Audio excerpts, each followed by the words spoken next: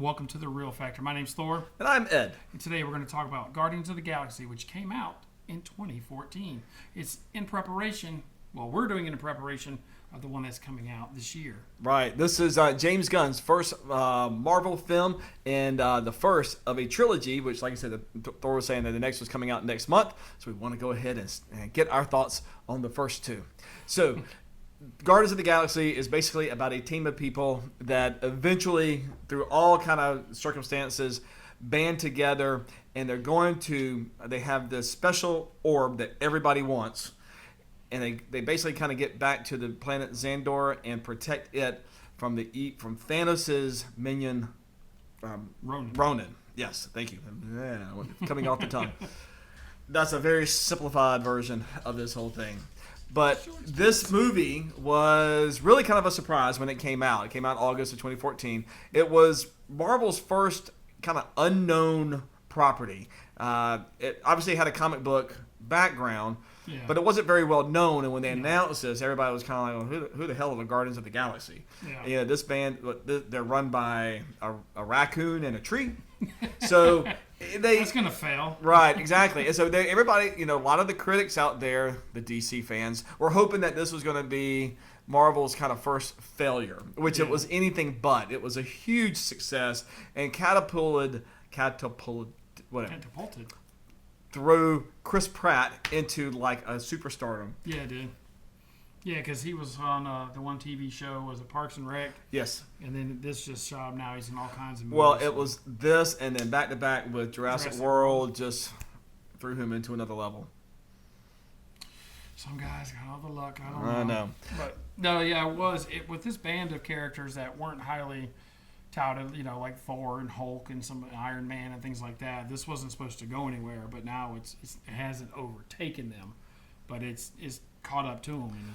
Right. And they've also shown up in the Infinity Wars and different things like that. Yeah, and this was kind of also Marvel's way of introducing their space stories. Because everything else had all been kind of grounded here on Earth. Now you had kind of the otherworldliness of the Thor franchise, Asgard, but it still took place on Earth. This is one of the first ones that took place in space. And it's kind of opening up a whole new realm, dealing with Eternals and really kind of push forward the Thanos story, which became the main center of Phase 1 Marvel, with kind of starting to collect these Infinity Stones. You'd had it all talked about before with Thor, with the ether, which I think, but this is kind of the first one where they really kind of started kind of getting them and collecting them. But and what happens when you get all of them? Don't answer that. That's for another video. I'll think about it. Yes. But, it had such great... I mean, the cast of this movie is really what makes it. Like I said, Chris Pratt, such great comic timing with this. Zoe Saldana, who was Gamora. Hopefully we're going to see her in some movies where she's not wearing, body paint. She was blue for Avatar. You're acting like this is a problem. I want to just see her regular. And we had voice characterizations of Bradley Cooper and Vin Diesel, who really was the highest paid actor for the little amount of dialogue he had to say. Good for him. Good for him. But getting paid that much money to go, I am Groot. It's how he said it. I am Groot. He could have, I'm Groot. I'm Groot. I'm Groot. And I totally agree. He's made over all these franchises, I don't know, 30, 40, $50 million just for saying I am Groot. I know. But no, I'm not complaining. It's awesome. It's dang. Right. It's a good agent. I know. But Bradley Cooper, you don't know it unless you know his voice, that's him, because he plays a CGI raccoon. But even with that, I will honestly think, I know it's Bradley Cooper, but I don't necessarily hear standard Bradley Cooper in it. I think he does a good job of really transforming his voice into this new character. You're about to say to a raccoon? Into a raccoon. I mean, how does a raccoon sound? Squeak, squeak, squeak, squeak. Yes, exactly. That was offensive, by the way. I know. Well, the tree just barks. Wow. Oh, dad jokes there. Oh, that was bad. But so, what is one of your favorite character? I like Star-Lord, Chris Pratt. I think because of his comedy, because of his, even when it seems like everything is down, he's still like, nope, we got a chance. We're going to power through it. He doesn't get down, even when the situation has you down. Right. And so I think his tenacity, you mentioned to me before the video about the dance-off thing with Ronan, which I thought was funny. I thought it was out of character for Ronan. Why would he, look at the guy and be like, what are you doing? And he's, come on, bro. Come on. Dance off. You and me. Come on. Yeah. And he's like, what are you doing?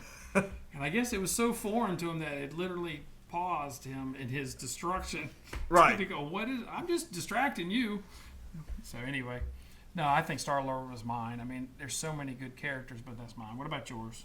I probably would have to go to Rocket Raccoon. I just think it was such a surprise of a character that just sounds so silly to begin with.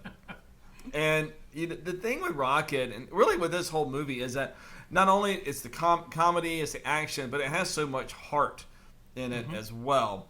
There's with just Rocket's relationship with Groot, and that does that evolves a lot into this towards the finale of this film, and the impacts of that is just really, I don't know, it's something you weren't necessarily expecting. And to me, when I get something in a movie that's wonderful and it's not what it's expected, it to me just makes it more enjoyable. Yeah, definitely.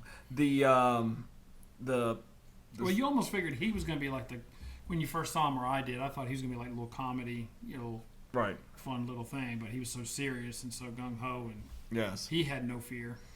No, he didn't. In that prison scene, he walk in, let's get this straight. This is going to be ours. I'll be out of here by tomorrow, whatever. But I also think that the production design of this is really good because it takes place in space and one of Marvel's first foray into space. There's so much that they could just do, that just using your imagination to create worlds. And I think that's what this does really good, is it establishes a great world building for something that we have not yet seen within the Marvel universe. You have the different planets that they're on. You have the different aliens that we view throughout this whole movie, and you have the planet Nowhere, which is the head of an Eternal, that is like their space station. Yeah. Just the kind of the realms that you have within that just brings in so much imagination that just keeps building on this whole universe. What I find funny, and this is way off subject about it though, is Guardians of the Galaxy, right? It's not Guardians of the Universe. So this is all contained in one galaxy.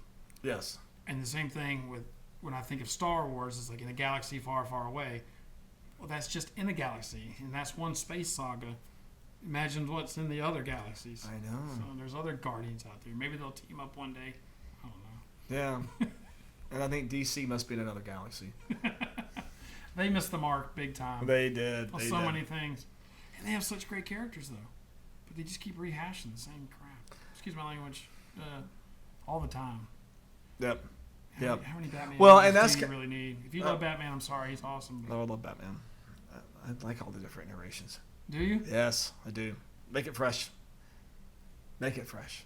Well, and making it fresh is what this whole movie did with everything else that they've done. This was a fresh take.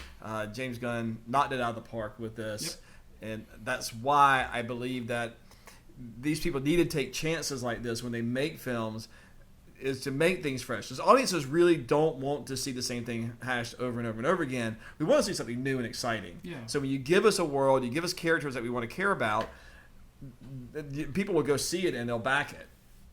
Yeah, 100%. No. I couldn't have said it any better myself. Sorry. So what was one of your favorite scenes? Shoot. Actually, I actually like one of the intros when we first meet Star-Lord. Not as a kid, but when he's coming to get the Infinity Stone for the first time, and then the other guy shows up, like the bounty hunter or whatever, and he's coming for the stone. And then that's when you start seeing the comedy, and you start seeing the stuff, you don't know who I am? I'm Star-Lord. It's like, what? Who? Yeah, and then so later in the film, he's like, Star-Lord. He goes, yes, finally. It's like someone recognized me. Like Captain Jack Sparrow. But actually, that's one of my favorite. It might be cheesy, but Yeah, it's one I of my like the favorite. prison break. I thought that was great. Just the kind of all the ways and stealing a guy's leg. Yes. And then later, I'm gonna need that guy's eye. No, you're not. No, you're not. Or no, you don't. Whatever. Yeah. Why did you need this guy's leg? I just thought it'd be funny. All right, so we're doing our reels out of 5. Did we talk about the soundtrack? Oh, we did not. Let's go do that real quick. Before when we reviewed Dirty Dancing, we're like, this has one of the best ones. And Forrest Gump, you mentioned Purple Rain. I don't know. I think this might be, for me, Your favorite. the favorite. Yeah. I will say while I don't necessarily think it is a awesome soundtrack. I don't think it's the best one, but it is the one that I listen to more than any of them. I mean, don't ask me why, but I still think like Forrest Gump probably has one of the better put together compilations of songs. I don't listen to it because I do enjoy this one. I enjoy about 75% of this, that I can sing in the car, But yeah, I agree. Okay. But Guardians 2 soundtrack is not as good as the first one. I'm hoping that they redeem themselves on the third one.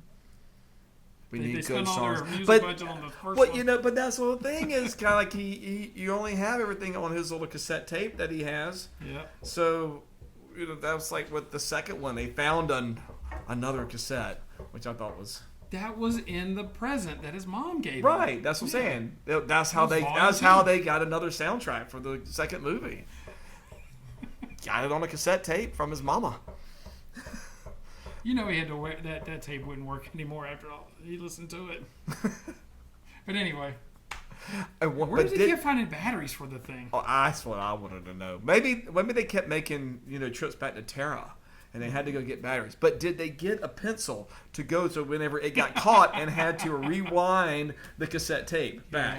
If you're not of a certain age, you don't know. If you know, you know. Yeah. All right, so what you were going with the reels factor? Yeah. What is yours? Was it 1 out of 5 or 1 out of 10 now? Well, the reels are 1 out of 5. Okay. Yeah, 1 out of 5. So I give this a 4.5 reels. I really enjoyed it. I think I'll be right there. Yeah, there you go. One of Marvel's best, I do think. More consistent than all of them. But anyways, what were your thoughts? Did you like this? How do you compare it to the whole series? Or how do you compare it to Marvel in general? We would love to see your comments down below. Share those comments with us and we'll respond back to you. And please like and subscribe so you can be more in tune to the real factor. Peace out.